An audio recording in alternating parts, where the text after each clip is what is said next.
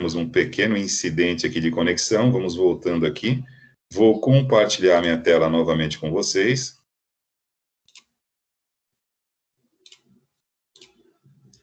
E desta vez, a partir desse momento, vou observar aqui o tempo todo o sinal da gravação aqui. Caso desapareça, é porque, no caso, a conexão fechou. Então, vamos lá. Estão vendo minha tela? Só me deem esse retorno aí, por favor. Conseguem ver minha tela, gente? Beleza, então deixa eu voltar lá. Bom, retomando o raciocínio, eu estava aqui começando a trabalhar com vocês, a traçar com vocês aqui esta rota falando sobre classificação da informação, né? Que informação, de um modo geral, nós já falamos o que é informação, que é um conjunto de dados sobre um determinado assunto ou sobre vários assuntos.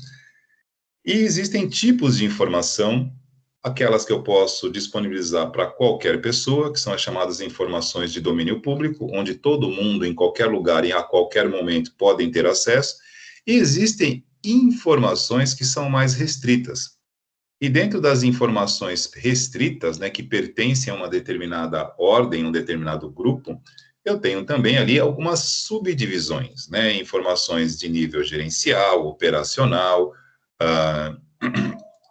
setor produtivo, e para cada nível da organização, eu tenho uma classificação da informação permitindo ou não o acesso das pessoas. E aí eu citei como exemplo, no caso, a nossa aula de suporte ao usuário, onde nós tivemos uma aula com duração de 1 hora e 51 minutos, que praticamente gerou um arquivo de vídeo nesse tamanho, né? E aí, por se tratar de uma aula, né, pergunta que eu estou fazendo aqui para vocês, né, porque estamos aqui, ó, neste primeiro bloco desta sequência, a criação da informação. Então, o simples fato de gravar uma aula, eu estou criando uma informação ali. Eu e a professora André criamos um arquivo de vídeo, uma videoaula de 1 hora e 50 minutos, onde temos informações. E classificando, passando para esse item aqui ao lado, classificando esta aula gravada, eu posso classificá-la de que maneira? Por ser uma aula, estarmos numa escola em caráter público, as informações que eu estou gerando nesta videoaula são informações que também eu posso classificar como informações de domínio público. Não há nada ali que não possa ser visto por qualquer pessoa, em qualquer lugar e a qualquer momento. Então, é uma informação classificada como pública, ou de domínio público, como nós estamos vendo aqui, ó, público, em azul mais claro. E existem informações classificadas de forma diferente. Eu acabei de citar como exemplo a aula, e aí nós estamos ancorados na escola como alunos, estudantes e eu como professor. E vamos então fazer um exercício de imaginação. Saiamos da escola e entremos agora no universo corporativo, né? Eu falei isso aqui para as paredes, porque eu caí e não tinha ninguém me ouvindo, então estou repetindo outra vez, para que o pessoal aqui em casa não ache que eu esteja maluco, né? Imaginemos aqui que estamos dentro de uma multinacional e tenhamos, no caso, uma reunião de executivos, que também será gravada e vai gerar um arquivo, onde nós temos informações da empresa, do assunto ou dos assuntos tratados nesta reunião de executivos. Refaço a pergunta. Da mesma maneira que o arquivo gerado em aula, que nós definimos aqui e classificamos como público, eu posso também classificar como público uma reunião de executivos gravadas numa multinacional? Será que qualquer pessoa pode ter acesso a isso indiscriminadamente, invariavelmente, sem nenhum tipo de controle? Será? Faz sentido isso? Dentro de uma instituição financeira, de uma multinacional, um banco, uma big tech, né, porque está na moda agora, as fintechs, as big techs, são informações que não podem estar sendo disponibilizadas para todo mundo. Somente um determinado público pode ter acesso àquela informação.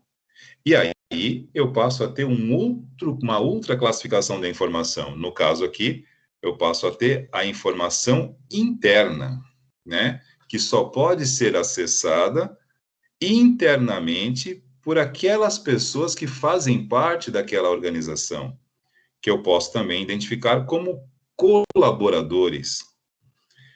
Então, eu tenho informações de domínio público, que qualquer pessoa pode acessar, de dentro ou fora da organização, porque numa aula gravada aqui com vocês, eu posso, por exemplo, disponibilizar essa aula, como eu disponibilizo no YouTube, e quando eu disponibilizo essa aula no YouTube, o exemplo vem bem a calhar, eu classifico no YouTube como um vídeo de domínio público, para que todo mundo possa visualizá-lo. Eu não coloco como privado, porque se eu colocar o vídeo como privado, somente eu poderei visualizá-lo, e não é essa a ideia. Eu estou disponibilizando uma videoaula do curso técnico para que todos possam ter acesso. Então, é uma informação classificada como pública. Uma informação gerada numa reunião de executivos, numa instituição financeira, numa instituição bancária, numa big tech ou numa fintech, né? São as empresas de tecnologia financeira. Ali tem informações altamente sigilosas. Então, eu não posso dar domínio público para essas informações. Então, simplesmente são informações de uso interno.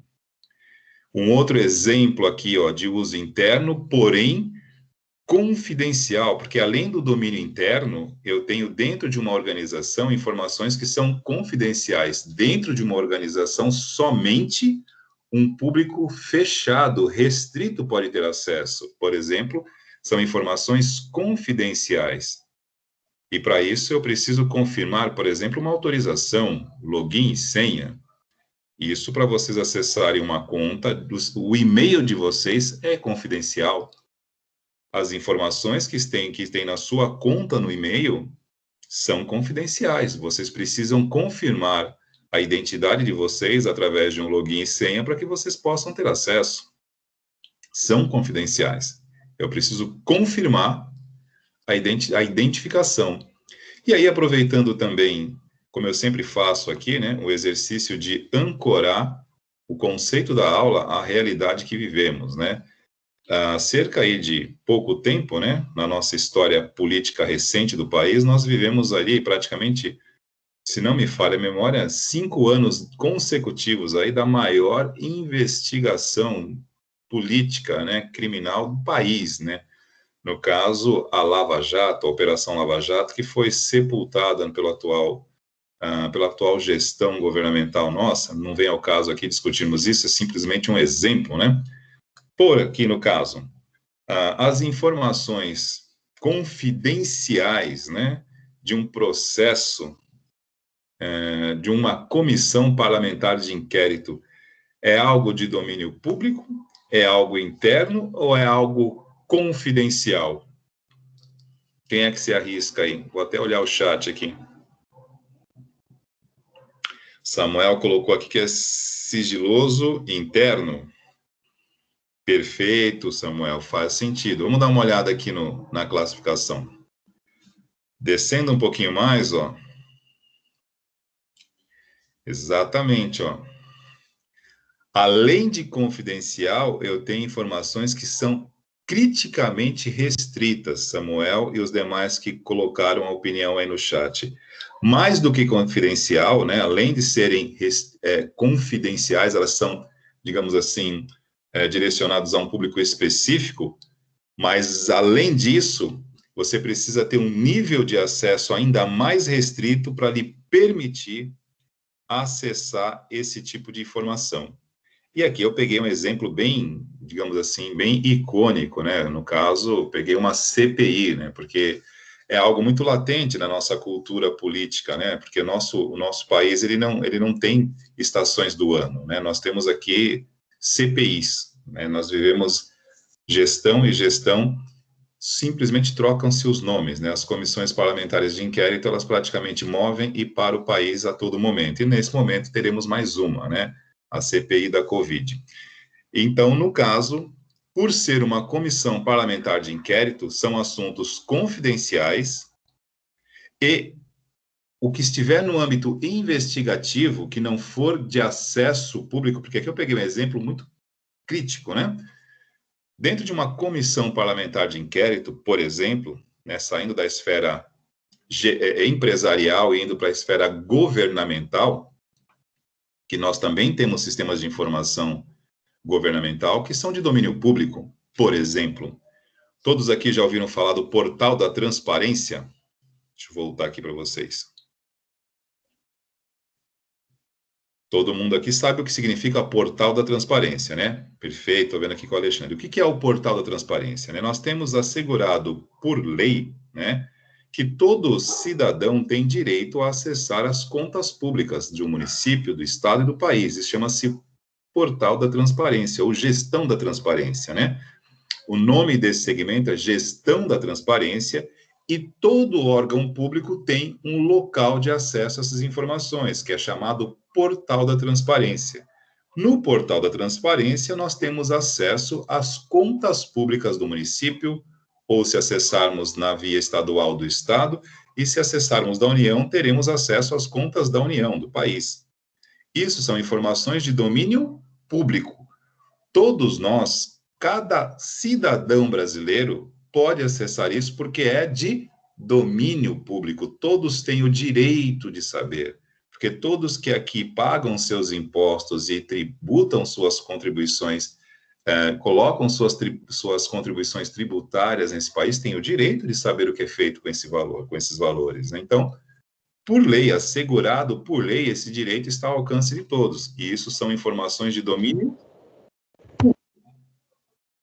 Agora, uma CPI, uma comissão parlamentar de inquérito, tem documentos, tem setores, tem momentos onde a informação ela é publicada e tornada pública, como, por exemplo, o resultado de um inquérito, de uma avaliação, de um julgamento ou algo do tipo, quando se chega numa conclusão, isso é tornado público.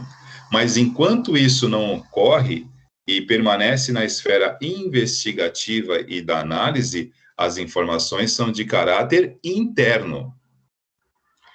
Procuradores, promotores, relatores, que são, digamos assim, aqueles que têm níveis de acesso diferentes, têm acesso às informações confidenciais.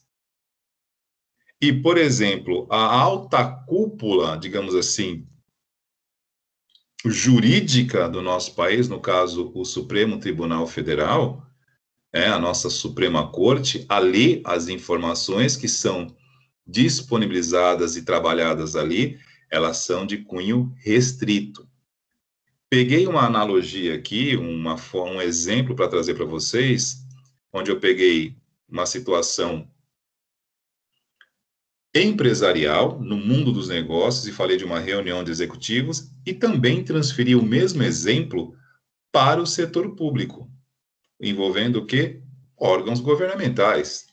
Então, nós temos documentos que são públicos, ou seja, informações de domínio público, como o Portal da Transparência, e eu tenho outras informações que não são de domínio público, porque elas são de circulação interna, dentro de uma Câmara, dentro de um Senado, dentro de um Tribunal de Justiça, enfim. E dentro desses departamentos, essas informações em caráter interno, elas têm algumas subdivisões, que é a informação em nível confidencial, e tem aquelas ainda mais elevadas, que são as mais restritivas. Tudo bem? Tudo isso está relacionado aos sistemas de informação de uma empresa, de um órgão governamental, de um parlamento, de uma câmara e assim sucessivamente. E tudo isso sendo gerenciado por sistemas informatizados. Tá ok? Por isso, e aí a gente entra num outro assunto, da mesma maneira, né, gente, que instalação e manutenção de computadores está diretamente ligada a suporte ao usuário. No nosso caso aqui, em sistemas de informação, não tem como a gente desassociar a nossa aula do segmento da cybersecurity, né, que é a segurança cibernética ou a segurança da informação.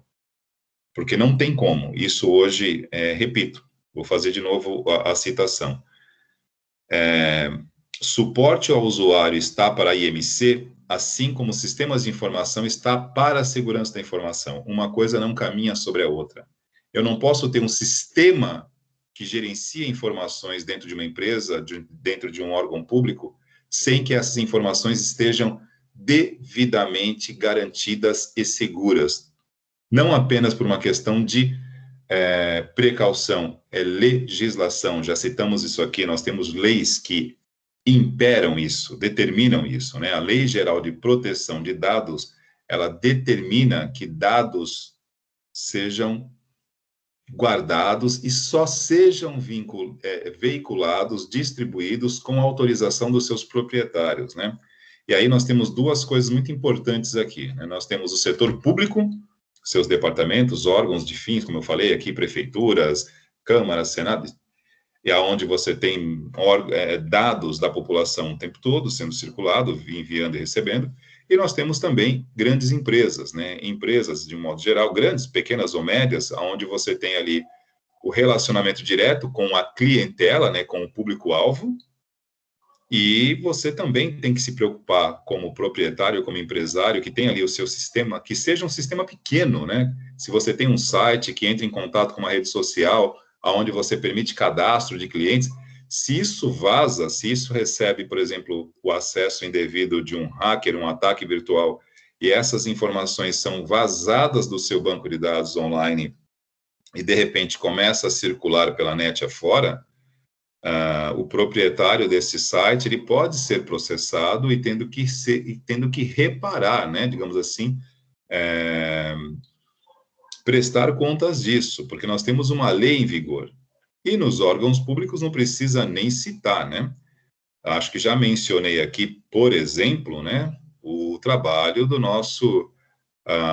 nossos TREs pelo Brasil afora, né, o Tribunal Regional Eleitoral, que estão aí há alguns anos fazendo todo o cadastro biométrico da população brasileira, para que as eleições, em algum momento, não precise mais de uma assinatura, né, para você simplesmente assinar um documento, simplesmente o cadastro, a leitura biométrica de uma digital vai simplesmente garantir a identificação de que você é você mesmo.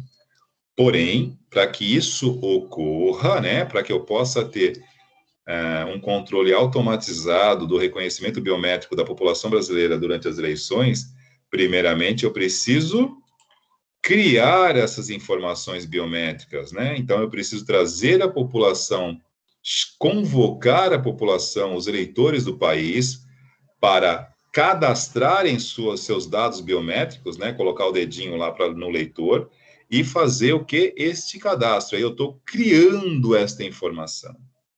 Porém, né, é o Brasil inteiro, né? Todas as pessoas que têm título de eleitor e que forem fazer esse trabalho de cadastro biométrico terão seus dados, né, nome, endereço, telefone, zona eleitoral, CPF, data de nascimento, tudo cadastrado nos TREs, nas suas bases de dados. E aí a pergunta que não quer calar, né? Um ataque virtual, um vazamento, um uso indevido dessas informações que pode acontecer, isso implica em processos. Então, sistemas de informação está diretamente ligado à segurança da informação. Eu não posso ter um sistema que informe se essas informações não estiverem criteriosamente seguras e isentas de alteração. Eu não posso permitir o acesso e, menos ainda, eu não posso permitir também que esses dados sejam alterados. Isso são premissas de um sistema de informação, mas que para que o sistema de informação possa garantir que essas informações sejam criadas, classificadas, rotuladas e depois manuseadas pelas pessoas certas, eu preciso ter paralelo e conectado com esse sistema de informação, obviamente, um sistema de segurança dessas informações, ou melhor, o sistema, a segurança da informação faz parte do próprio sistema da informação. Dentro das regras organizacionais hoje de uma empresa, falar de sistema de informação, já está diretamente intrínseco aí, que as informações precisam ser seguras, porque elas são geradas, por exemplo, cada usuário novo que você cadastra num site, cada pessoa nova que entra no Gmail, por exemplo, ou no Google, é uma informação nova que foi gerada. Por exemplo, uma coisa muito simples aqui que todo mundo usa, né? Aplicativos com GPS. Um aplicativo com GPS, por exemplo, o Waze é um dos mais populares, né? Que na verdade as pessoas chamam o Waze de outro aplicativo, mas o Waze ele é um aplicativo que usa o GPS. Na verdade, a única coisa que ele faz é usar as coordenadas do GPS e divulgar isso através do sinal da internet. Mas como é que o Waze consegue manter atualizado dados como, por exemplo, engarrafamento, acidente, blitz? Como é que isso funciona? Alguém sabe informar isso? Deixa eu voltar aí para o chat para a gente poder ter uma interação aqui. Samuel, assim, o que eu posso falar aqui a respeito do sistema de voto eletrônico do Brasil?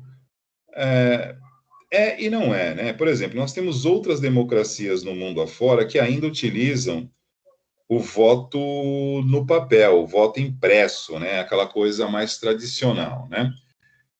É um assunto que a gente pode parar para falar com mais calma em outro momento, mas assim, só para não ficar sem resposta, né?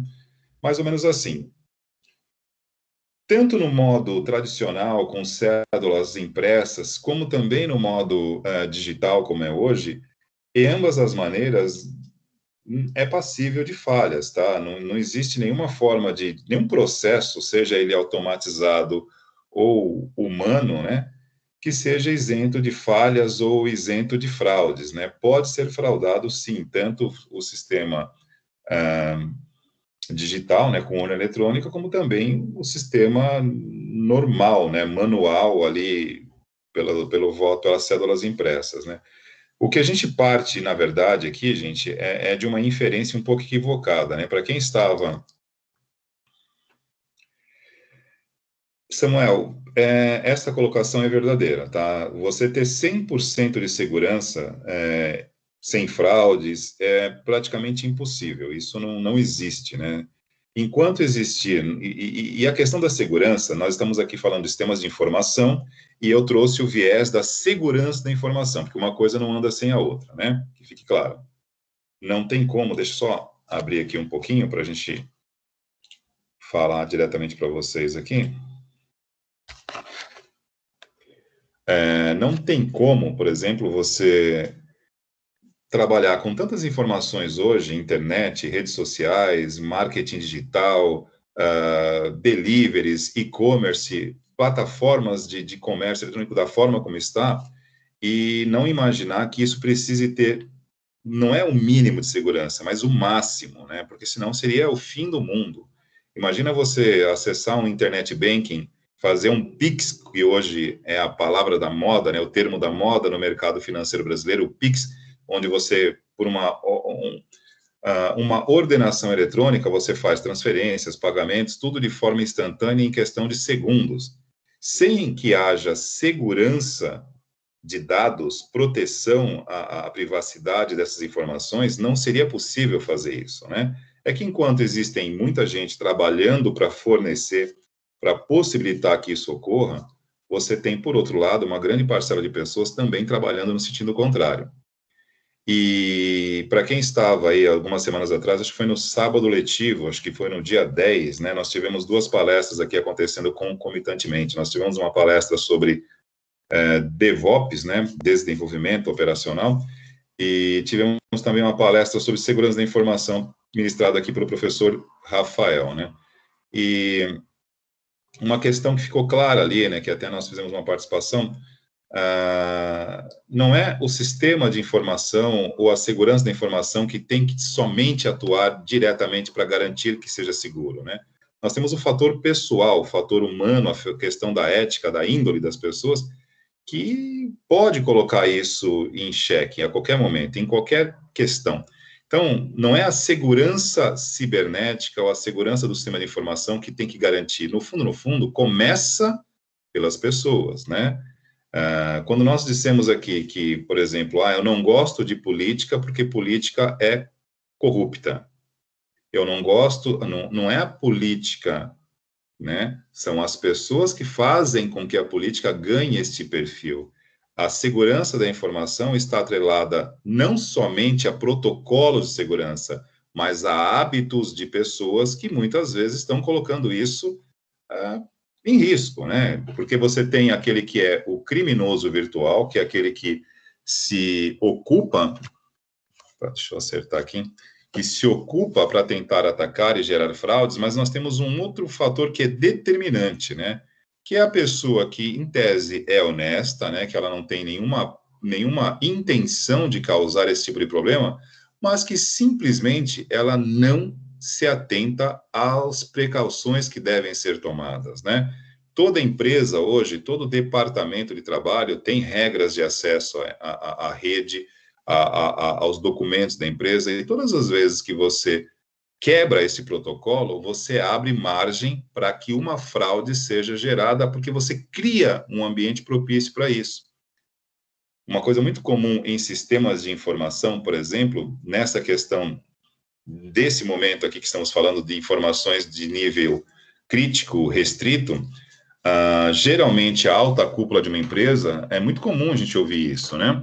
Um gerente, um executivo, pedir, por exemplo, um privilégio para acessar as redes a rede da empresa, por exemplo, porque no caso, por ser um executivo, ele quer ter direito a acessar a internet livremente, acessar as suas contas de e-mail particulares, e aí, né, como ele é o proprietário, muitas vezes a equipe que trabalha o desenvolvimento da segurança das informações se vê nessa situação e é obrigada a criar alguma alternativa, entre aspas, segura, para que ele consiga acessar seus e-mails, suas redes sociais, mesmo num ambiente fechado, onde as informações que estão ali são fechadas e restritas.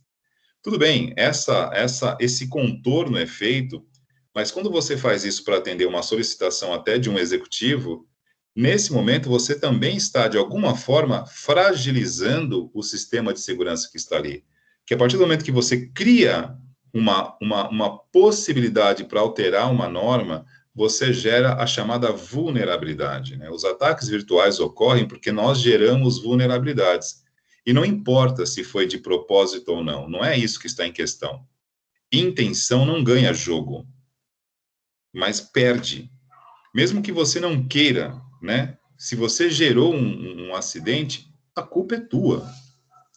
Se para poder atender uma solicitação de um executivo dentro de uma empresa, ou, por exemplo, de um proprietário, uma coisa simples, né? Supondo que você esteja configurando a rede da escola e o diretor queira que você libere tudo que tiver direito para ele em termos de, por exemplo, na escola a gente não entra, geralmente é filtrado, o YouTube entra, né? O YouTube é liberado. Mas Facebook, geralmente, a gente filtra. Então, você cria mecanismo para filtrar esse acesso na rede, porque os laboratórios da escola não estão ali para entretenimento, é para trabalho. Então, alguns conteúdos a gente bloqueia. Mas, supondo que, vamos lá, não é o caso aqui, mas supondo que a diretora queira acessar na sala dela o Facebook. Então, você vai lá e libera o ponto da rede dela. Isso são vulnerabilidades que se geram no ambiente de um sistema de informação. Uma alternativa de acesso à rede já torna o ambiente menos seguro. Então, são esses ajustes, né, para mais ou para menos, que acaba condenando o todo. E aí, como nós estamos falando aqui de sistemas de informação que hoje estão conectados, né? Então, professor, mas o que tem a ver, poxa, uma restriçãozinha que você burla aqui pode comprometer todo um sistema? Claro que pode. É claro que dentro de uma escola, gente, nós não temos um grau de criticidade tão grande com informações, não é esse o caso. A escola não é uma instituição financeira.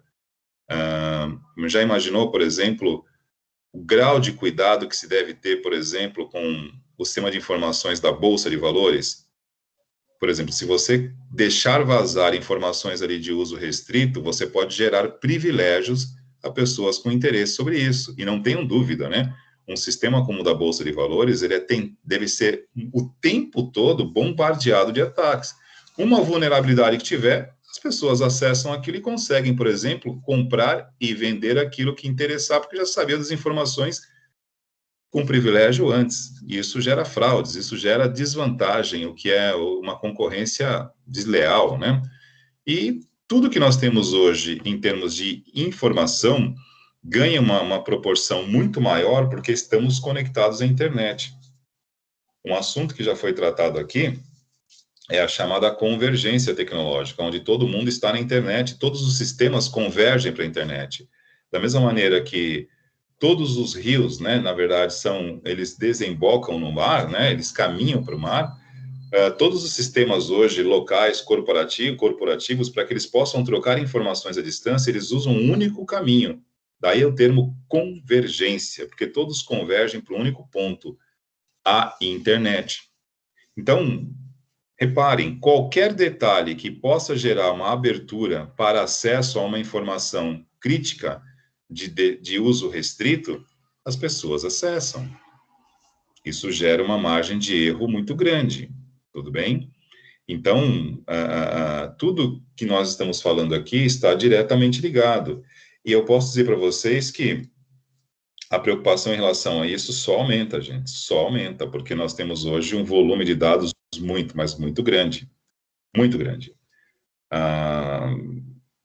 Quando vocês acessam hoje a internet, nós estamos entrando num segmento hoje que tem praticamente, é uma rede com 2 bilhões de usuários hoje em média no mundo, gerando conteúdo, dados e informação o tempo todo. Então, estamos vivendo um momento que, assim, não tem muito como você ignorar que tudo passa por isso. Internet, conexão, rede, tudo. Desde uma aula gravada, para a gente poder fazer aqui numa aula através do Teams, a um acesso às ações num pregão da Bolsa. Tudo hoje usa conexão e usa internet. Se isso não for seguro, não tem como acontecer mais, né? Não é mais viável. E em algum momento, né? Em algum momento, profissionalmente falando, vocês vão se deparar com esse tipo de situação, de estarem num lugar onde vocês não vão conseguir acessar aquilo que vocês gostariam, porque são acessos restritos. E aí, você pode simplesmente respeitar uma norma do ambiente de trabalho e seguir, ou passar o seu dia inteiro tentando burlar aquilo, né? E conseguir uma justa causa por isso, que é muito comum.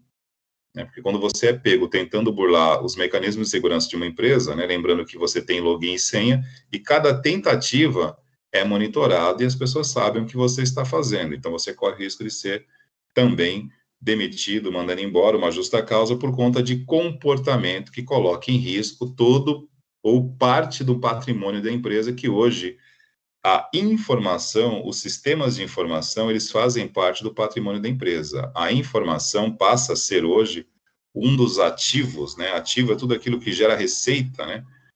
Um dos ativos mais valorizados no mundo que nós vivemos, a informação. Porque ela não é capital em espécie, mas ela gera valor para você obter capital. Você consegue obter recurso, consegue obter vantagens em investimento através da informação. Os sistemas de informação inteligente hoje conferem vantagem e conferem dados inteligentes para que você possa investir e ter retornos mais significativos através desse segmento, tudo bem? E para a gente poder fechar esse assunto aqui, eu vou voltar na classificação das informações aqui, só para a gente fazer um fechamento e a gente também, né, e delimitando esse assunto aqui para os níveis de informação e classificação. Rapidinho aqui para poder dar o desfecho final desse assunto aqui.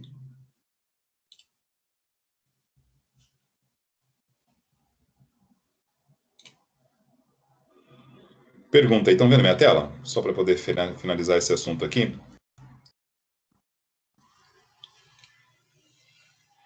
Estão vendo aí, gente, o site aqui da Tripla? Sim ou não? Só para poder saber aqui se vocês estão vendo ou não.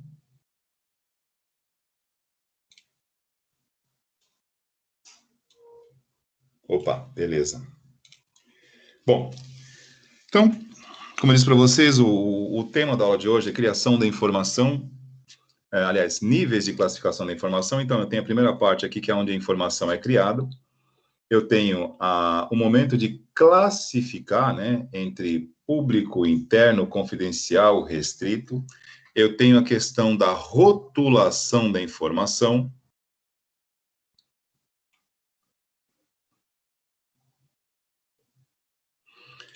Como assim rotulação da informação? Vamos lá, quando você...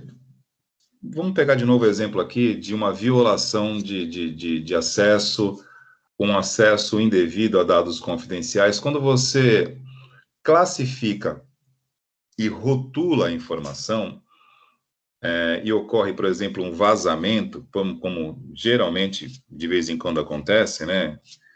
A gente não sabe se é acidental, se é simplesmente negligência, imprudência ou imperícia, mas de vez em quando a gente percebe que essas notícias elas ocorrem assim com uma certa frequência, né? Operadora de telefonia tem um vazamento de dados, e aí os dados são vazados, são leiloados, por exemplo, numa Deep Web, que isso é muito comum, né?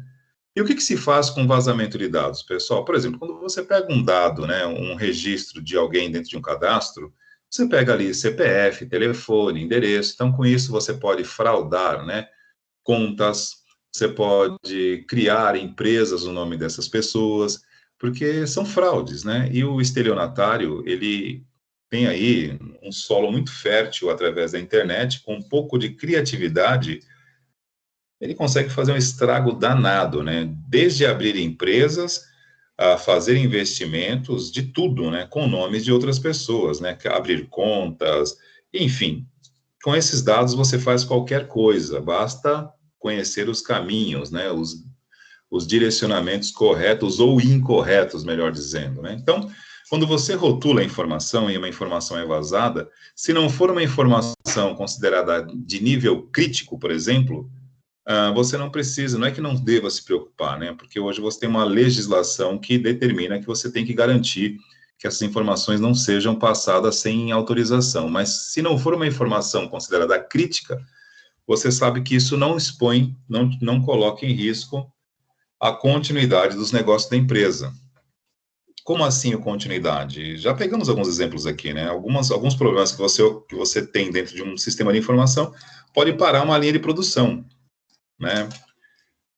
Esse tipo de coisa é complicado. Por exemplo, novamente aqui usando o acidente na OVH, o provedor francês que detém praticamente aí boa parte de dados governamentais da Rússia, da Bélgica, da França, porque já expliquei aqui há 20 dias atrás, né? A OVH, por ser um servidor em nuvem europeu, a Europa com o mercado, como bloco fechado, né, economicamente fechado, entre aspas, né, procura se mostrar competitivo economicamente e comercialmente, fortalecendo o que tem dentro da própria Europa. Então, a OVH, por ser um provedor de serviços em nuvem francês, ela recebe, né, dados governamentais de vários países da Europa, porque preferem, digamos assim, se vincular a um serviço europeu em detrimento, ou para não servir aí, para não fazer o uso do Google, que é norte-americano, da Microsoft ou da Amazon, como eu falei. Como houve um incêndio, né, boa parte dos servidores pegaram fogo e boa parte das informações críticas da OVH foram comprometidas, a ponto dos clientes não conseguirem restaurar seus backups. Porque boa parte dos servidores de e-mail foram danificados e, para os clientes conseguirem acessar suas cópias de segurança, era necessário confirmar os e-mails. E os servidores de autenticação de e-mail foram danificados. Então, ali, não sei se vocês já tiveram esta ocorrência, já passaram por isso, quando vocês estão com algum probleminha no computador em casa, não está acessando a internet, algum probleminha na tua rede local, e aí você clica na ajuda do Windows, e ela fala o seguinte, pergunta se resolveu o problema, sim ou não. Se não resolveu, consulte ajuda online. Mas como é que você pode consultar ajuda online se você não está conseguindo acessar a internet, porque justamente você recorreu à ajuda do Windows para te ajudar a corrigir um problema na rede. e aí ele manda você consultar online. Você está sem rede. Eu não sei se estou conseguindo me fazer entender como é que um cliente da OVH conseguiria restaurar o backup através do e-mail se os servidores de e-mail queimaram. Então é a mesma coisa. Quando você rotula uma informação como crítica, ou, digamos assim, uma informação comum, quando você tem algum problema com essa informação, não é que isso não tem importância, mas uma informação crítica ela é muito mais essencial à continuidade da empresa e dos seus negócios do que uma informação simples, que não é crítica. Por isso que rotular a informação é importante. Você tem informações de nível crítico, de nível essencial e informações transacionais, as chamadas normais, que elas não são determinantes para a continuidade dos negócios. É aquela que, se você tiver algum problema, algum comprometimento, você não precisa parar o seu sistema produtivo para resolver esse problema. Segue a vida. É vida que segue. Não para. Então, rotular a informação é importante por isso.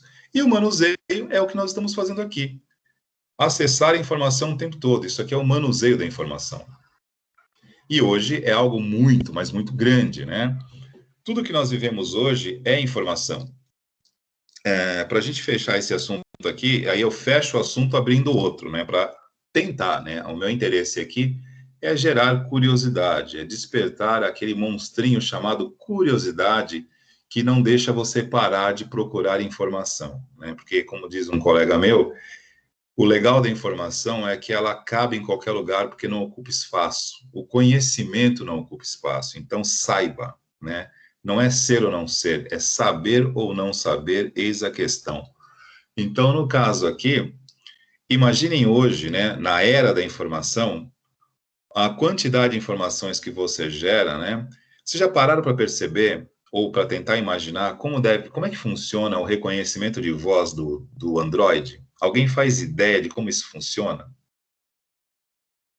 Alguém tem alguma ideia de como funciona, por exemplo, o gerenciamento de informações de um veículo autônomo? Agora eu volto para vocês aí, porque o nosso assunto aqui de informação, classificação e rótulo, nós já encerramos. Agora, o manuseio da informação, que é a parte que eu estou trazendo para vocês, uma maremoto, um tsunami na cabecinha de vocês antes de vocês irem dormir hoje, né? Que é o manuseio da informação, que é essa última parte, o que nós fazemos com a informação, né? E aí eu volto aqui para vocês e deixo tirar o compartilhamento da tela para que eu possa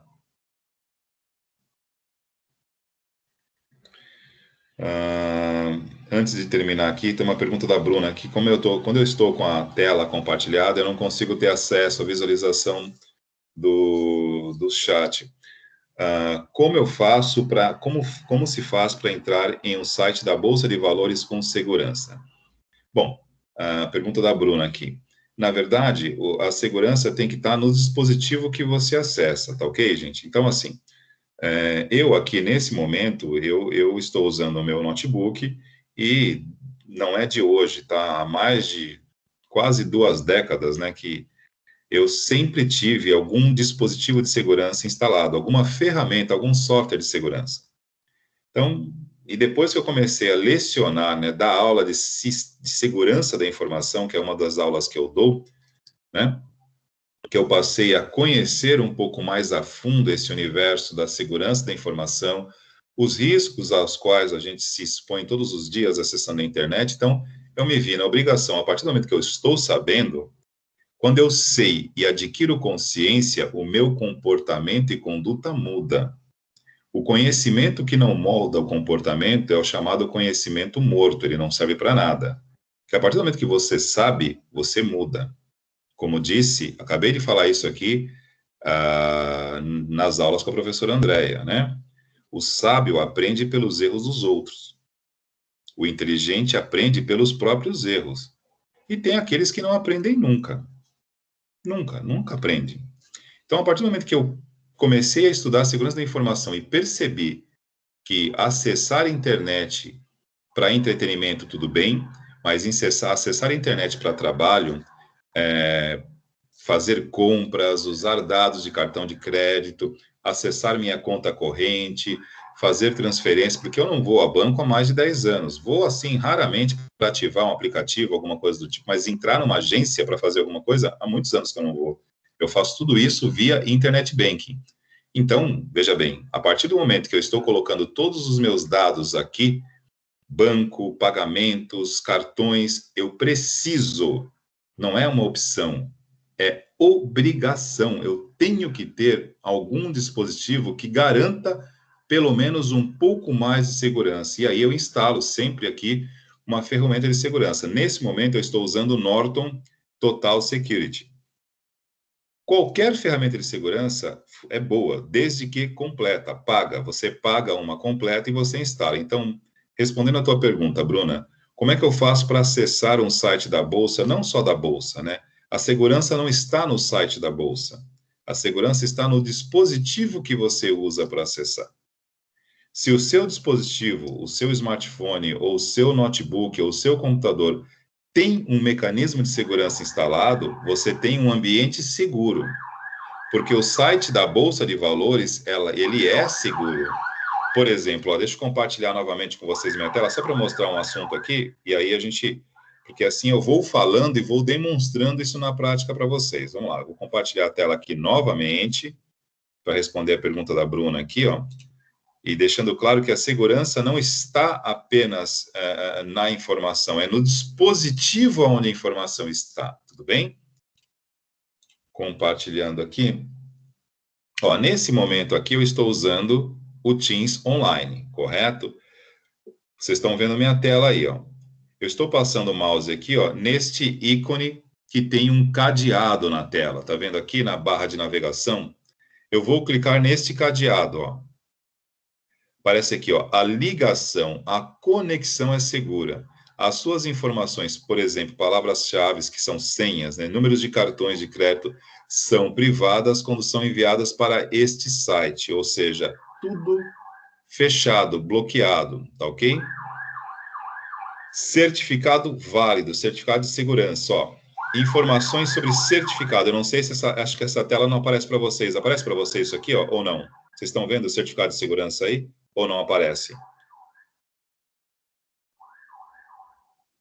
Estão vendo aí, gente? Só para eu poder saber se isso compartilha para vocês, porque eu acho que eu compartilho a janela, mas a outra janela que abriu aqui da segurança, acho que não mostrou para vocês. Vocês estão vendo? Dá um retorno para mim aqui para poder saber.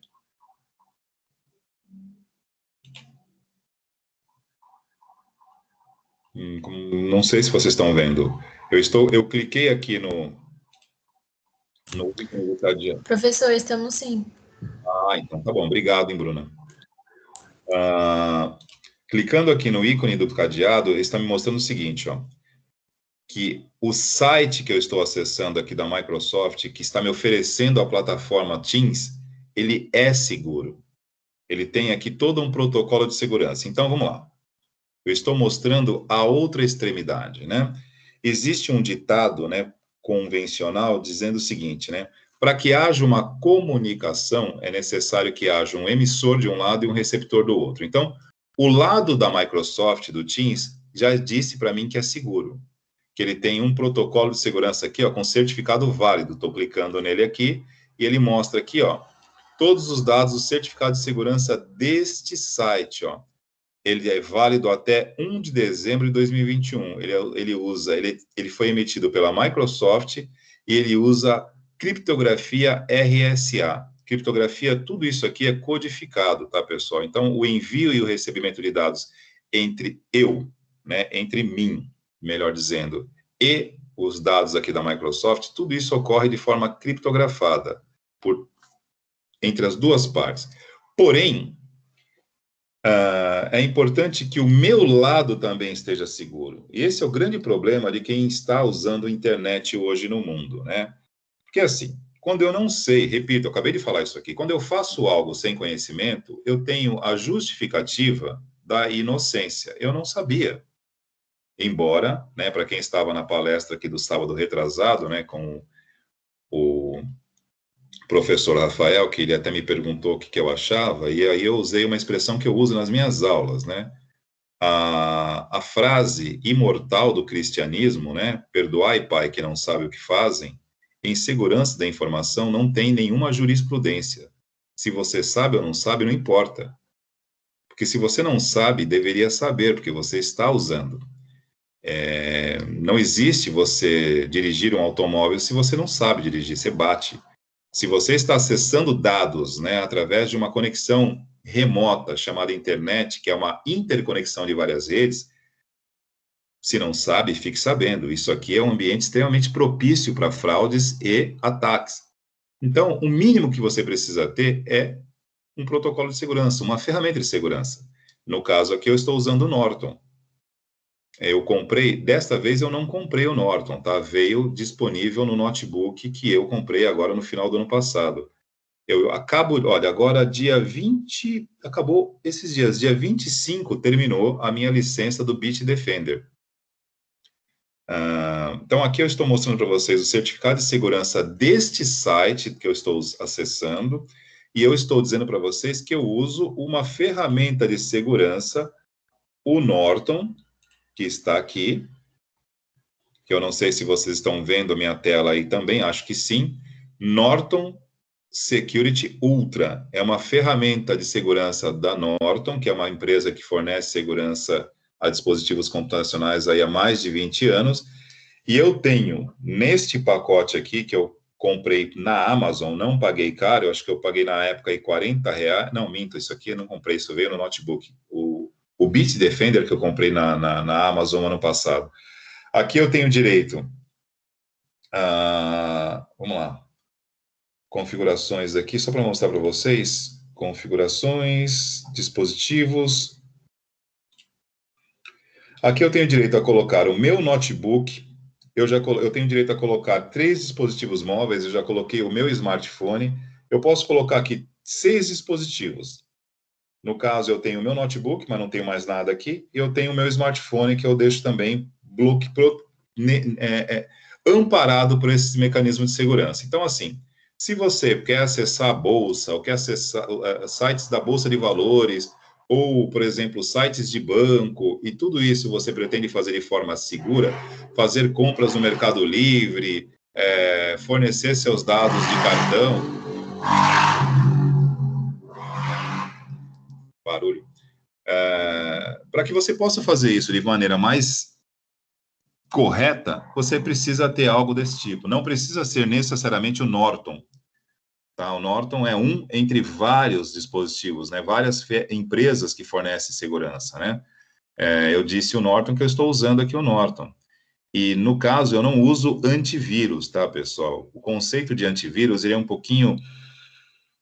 não é que eu vou dizer que está desatualizado, né? O vírus ainda existe, mas quando você fala em antivírus, você está protegendo apenas o dispositivo, o seu computador. E o conceito de segurança hoje não é apenas também para o computador, é para a rede. E quando eu falo rede, é proteger os seus dispositivos de rede, o seu acesso à internet, o seu acesso e quem te acessa. Tudo bem? Porque de vez em quando eu recebo aqui, aparece nos relatórios, as minhas portas de comunicação estão abertas, eu estou na internet. E podem surgir eventuais possibilidades de invasão.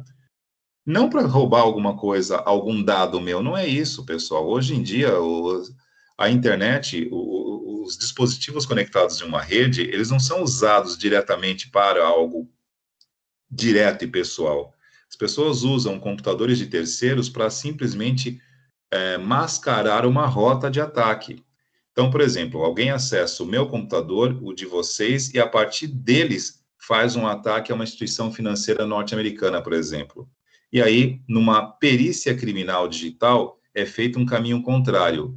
Quando vão fazer esse caminho contrário para identificar de onde partiu o ataque, nunca vão chegar no atacante verdadeiro, vão chegar no seu ou no meu computador que foi usado como rota de ataque, entendeu? Isso hoje é uma das coisas mais comuns que existe. É você utilizar computadores de terceiro para praticar crimes.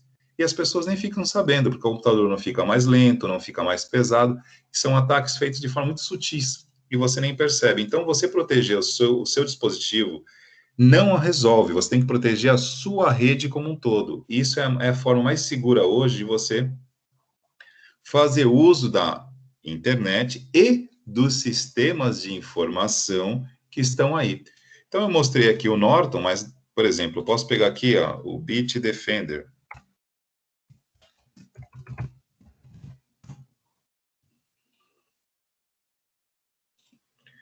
A minha licença do Bitdefender que eu tinha no meu outro computador acabou dia 25. Licença de 1 ano que eu comprei na Amazon, paguei R$ 40. Não é esse o valor, tá, gente? Só para ver os valores aqui que a empresa oferece, é que aqui não tá os preços, né? Home, Business.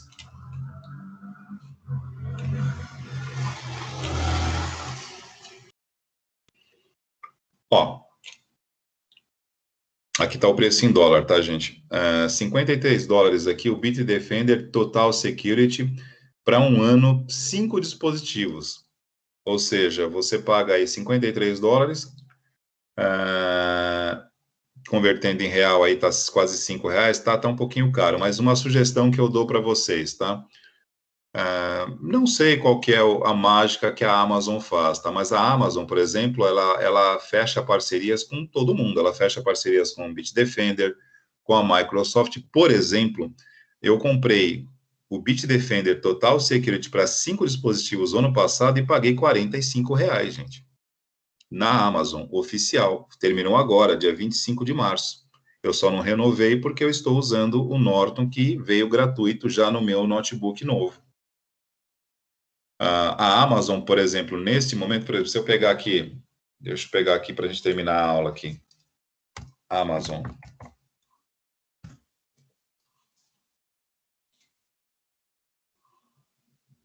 Deixa eu ver o preço aqui, ó. Olha o valor do Windows 10 na Amazon. Eu estou para comprar, só não comprei ainda porque eu estou esperando o momento certo aqui para comprar. O Windows 10 Pro. Estão acompanhando na tela aí, ó.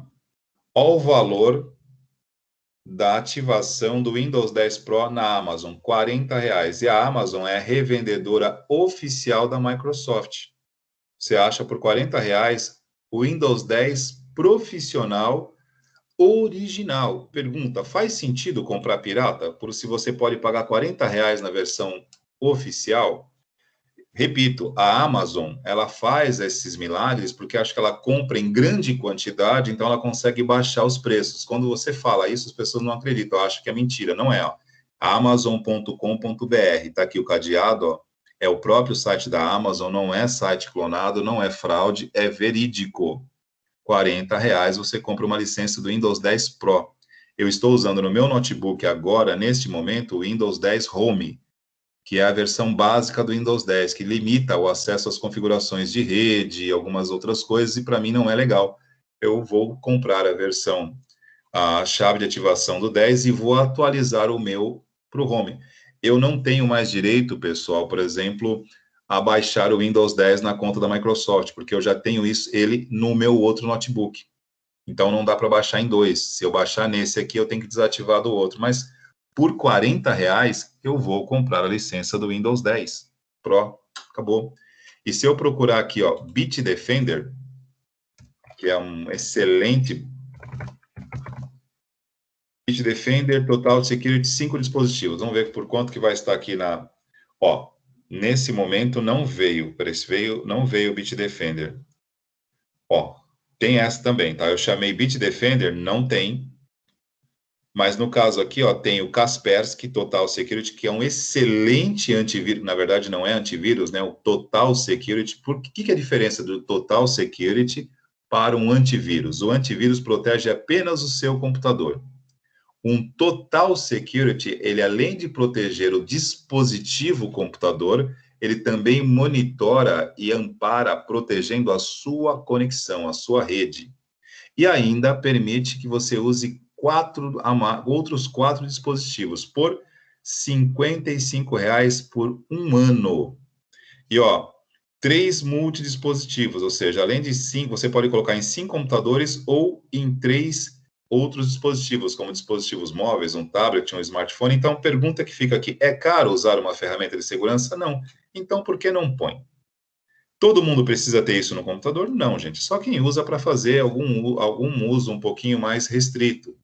Porque acesso à conta do banco, pagar contas, fazer compras pela internet, requer um ambiente seguro. Então, para quem faz esse tipo de uso, eu recomendo sim o uso de uma ferramenta de segurança, seja ela o Bitdefender. Eu não faço propaganda, eu vou naquela que está disponível, porque, inclusive, a Kaspersky é uma empresa russa muito, mas muito credenciada. Inclusive, para quem não se recorda, né, ou não acompanha, a Kaspersky é patrocinador oficial da Ferrari, tá? A equipe de Fórmula 1 Ferrari, nos carros e no uniforme da Ferrari tem lá, Kaspersky, tá? Então, percebam o peso da Kaspersky, como a credibilidade e o peso que ela tem. Uma excelente ferramenta de segurança, tá ok?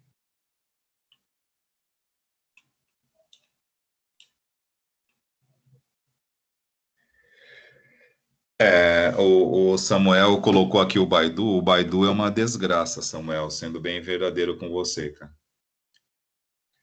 Aliás, não apenas o Baidu, mas tem o Baidu, tem vários, tem algumas, como é que eu posso dizer assim, algumas coisinhas que você acaba baixando sem querer por aí. O Baidu é um deles, né? Tem o Baidu, tem esqueci até o nome, uns outros dispositivos que acabam vindo quando você faz um download e não presta atenção, que depois para retirar isso do computador é chato, ele se esconde, ele vai nos arquivos de sistema depois para você tirar. Ele não é um vírus, mas ele instala uns pluginzinhos na sua máquina, muito chato, para tirar depois perturba, viu?